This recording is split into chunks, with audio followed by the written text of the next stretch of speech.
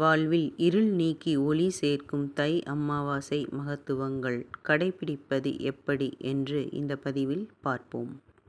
எல்லோரும் வாழ்வில் துன்பம் இல்லாத வாழ்க்கையே விரும்புகிறோம். ஆனால் வாழ்க்கை அப்படி இல்லை. சிலருக்கு வாழ்க்கை இன்பமயமானதாகவும் ஒரு சிலருக்கு துன்பமயமானதாகவும் இருக்கும். அதிலும் குறிப்பாக ஆன்மீகத்தில் ஈடுபாடு உள்ளவர்கள், கடவுளை நம்புகிறவர்கள், நல்வழியில் நடப்பவர்களுக்கும் சில நேரங்களில் காரணமே இன்றி துன்பங்கள் நிகழும். அவற்றின் மூலம் எதுவென்று ஆராய்ந்தால் அது பித்ருதோஷமாக இருக்கும். அப்படிப்பட்ட பித்ருதோஷத்திலிருந்து விடுபட நமக்கு கிடைத்திருக்கும் அற்புதமான வாய்ப்பே அமாவாசை தின பித்ரு வழிபாடு. அதிலும் உத்தராயண புண்ணிய காலத்தில் வரும் தை அமாவாசை மிகவும் அதிக பலன் தரக்கூடியது. எவை எவை புண்ணிய காலங்கள்? ஓராண்டில் வழிபாடு செய்து பயன்பெறத் தகுந்த புண்ணிய காலங்கள் நம் முன்னோர்கள் வகுத்து வைத்துள்ளனர். ஒவ்வொரு ஆண்டின் தொடக்கமான சித்திரை முதல் நாள், ஆடி மாத பிறப்பு, ஐப்பசி மாத பிறப்பு, தை மாத பிறப்பு மற்றும் அனைத்து அமாவாசை தினங்களும் புண்ணிய காலங்கள். அனைத்து அமாவாசைகளிலும் முன்னோர் வழிபாடு செய்ய வேண்டியது அவசியம் என்ற போதும் ஆடி, புரட்டாசி, தை ஆகிய அமாவாசைகள் மிகவும் முக்கியமானவை.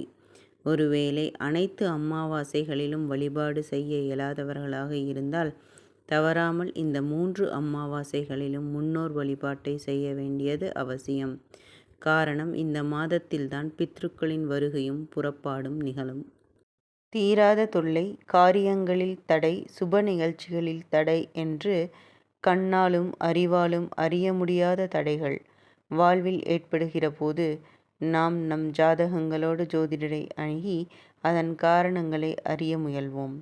அப்படி அணுகும் பலருக்கும் ஜோதிடர்கள் சொல்லும் பதில் தீர்வு இரண்டாக இருக்கும். ஒன்று குலதெய்வ வழிபாடு செய்வது, மற்றொன்று பித்ரு வழிபாடு செய்வது. ஒரு ஜாதகத்தில் பித்ருதோஷம் இருந்தால் அதை அறிந்து அதற்குரிய பரிகாரங்களை செய்ய வேண்டும்.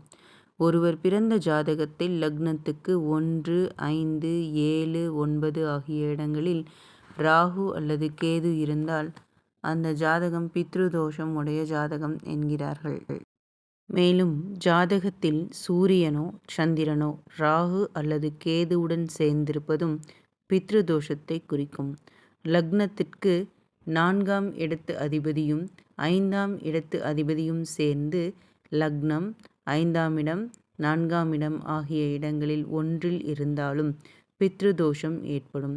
இப்படி ஜாதகத்தில் பித்ருதோஷம் உள்ளவர்களுக்கு உள்ளங்கை நெல்லிக்கனி போல இருக்கும் தீர்வு அமாவாசை தினங்களில் செய்ய வேண்டிய பித்ரு வழிபாடு.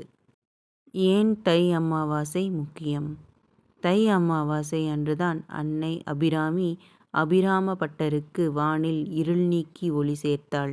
எனவே தை அமாவாசை நாளில் அம்பிகையை வழிபட நம் வாழ்வில் சூழ்ந்திருக்கும் துன்ப இருள் நீங்கி இன்ப ஒளி சூழும் என்பது நம்பிக்கை.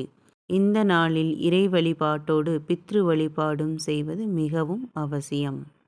ஆடி மாத அமாவாசை அன்று பித்ருக்கள் பித்ருலோகத்திலிருந்து பூலோகத்திற்கு புறப்படுகிறார்கள். 2 மாத பயணத்தில் புரட்டாசி மாதம் அவர்கள் பூமிக்கு வந்து சேர்கிறார்கள். புரட்டாசி மாதம் முன்னோர்கள் பூமியில் உறையும் காலம். அதனால்தான் அந்த மாதத்தை புனிதமான மாதமாக கருதி கடைபிடிக்கிறோம். உத்தராயண புண்ணிய காலமான தை அமாவாசை அன்று அவர்கள் மீண்டும் தங்களின் உலகத்திற்கு புறப்படுகிறார்கள்.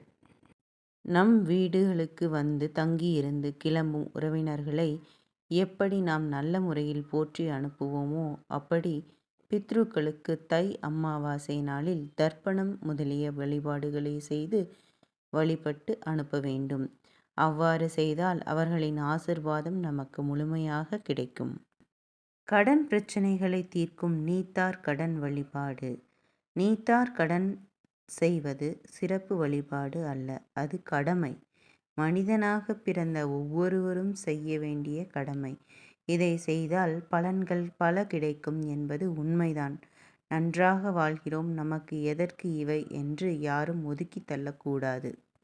காரணம், நாம் இன்று அனுபவிக்கும் நற்பலன்களுக்கு காரணம் நம் முன்னோர்கள் சேர்த்து வைத்திருக்கும் புண்ணியம். அதை நாம் நம் பிள்ளைகளுக்கு பெற்று பலனடைய அதை தொடர வேண்டும். மரம் வைத்தவன் ஒருவன், பலன் அனுபவிப்பவன் வேறொருவன் என்பது போல பெற்றோர்கள் செய்யும் நற்பயன் பிள்ளைகளுக்கு கட்டாயம் வந்து சேரும். ஒருவேளை எனக்குத்தான் மரம் இருக்கிறதே என்று புதிதாக மரத்தை நடுவதை நிறுத்திவிட்டால் அடுத்த சந்ததிக்கு மரங்கள் இருக்காது. அதுபோலத்தான் புண்ணிய காரியங்களும். தை அமாவாசை வழிபாடு செய்வதன் மூலம் பித்ருக்கள் நற்கதியை அடைவதும் திருப்தி அடைவது மட்டுமல்ல, நம் வாழ்வில் நற்பலன்களும் பெருகும். குறிப்பாக கடன் பிரச்சனைகளிலிருந்து வெளியேறலாம். கடன் என்றால் கடமை என்று பொருள். நாம் நம் பெற்றோருக்குச் செய்ய வேண்டிய கடனை அடைத்துவிட்டால் நமக்கு உள்ள கடன்கள் தானாக அடையும். பெரிய பாறைகளையும் சிறிய நெம்புகோல் கொண்டு புரட்டிவிட முடியும் என்பது போல பெரிய பிரச்சனைகளையும் சிறிய செயல்கள் மூலம் தீர்க்க முடியும் என்பதுவே நம் முன்னோர்களின் நம்பிக்கை. முன்னோர்களுக்கான வழிபாடு என்பது செலவு பிடிக்கும் வழிபாடு அல்ல. வசதியானவர்கள் தங்களின் மனதின் விருப்பத்துக்கு ஏற்ப செலவு செய்து அவற்றை நிறைவேற்றலாம். அவ்வாறு இல்லாதவர்கள் குறைந்தபட்சம் எளிய சில வழிபாடுகளை கடைபிடித்தால் போதும். அவற்றில் ஒன்று எள் கொண்டு திருப்தி செய்வது. எள்ளும் நீரும் இறைத்து முன்னோர்களுக்கு தர்ப்பணம் தருவதன் மூலம் மிகவும் எளிமையான முறையில் நிறைவாக இந்த சடங்குகளை செய்யலாம். துளசி இலைகளை பறித்து முன்னோர் படங்களுக்கு சமர்ப்பிக்கலாம். வீட்டில் செய்யும் உணவை நாம் உண்பதற்கு முன்பாக மிகச் சிறிய அளவு எடுத்து அதில் எள் சேர்த்து காகத்துக்கு வைக்கலாம். நம்மை விட எளியவர்களுக்கு நம்மால் ஆன உதவிகளை செய்யலாம். பசியில் இருப்பவர்களுக்கு உணவு தர முடிந்தால் மிகவும் விசேஷம். தனக்கு மிஞ்சிதான் தானமும் தர்மமும் என்பது முன்னோர்கள் வாக்கு என்றாலும் தன்னிடம் இருப்பதை பகிர்ந்து கொள்ள முடிந்தால் அது மிகவும் உயர்ந்தது.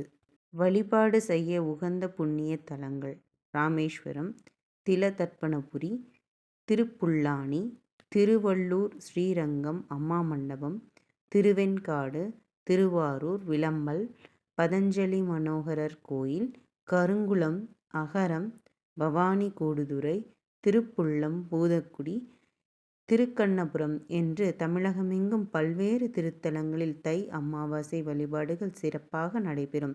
இங்கு செல்ல இயலாதவர்கள் அருகில் இருக்கும் நீர்நிலைகளுக்கு சென்று இந்த வழிபாட்டை செய்து பயன்பெறலாம்.